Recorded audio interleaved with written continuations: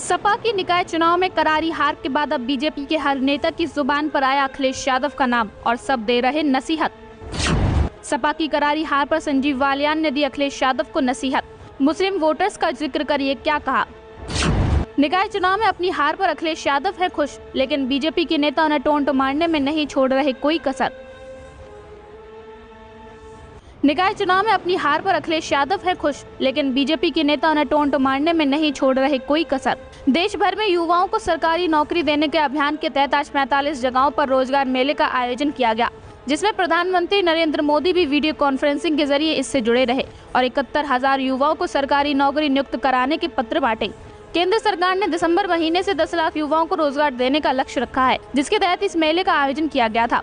इसी कड़ी में एक रोजगार मेला यूपी के आगरा जनपद में भी आयोजित किया गया, जिसमें केंद्रीय मंत्री संजीव बालियान ने हिस्सा लिया। आगरा में आयोजित रोजगार मेले में संजीव बालियान के साथ जनपद के कई दूसरे जनप्रतिनिधि भी शामिल हुए। इस दौरान बालियान ने कहा कि केंद्र सरकार की ओर से दिसंबर तक 10 लाख युवाओं को रोजगार देने का टारगेट रखा गया है। इसी कड़ी में आज 71,000 युवाओं को रोजगार दिया गया।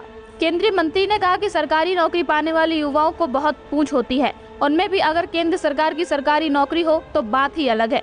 केंद्र सरकार की नौकरी वाले युवा की शादी की तलाश शुरू होती है।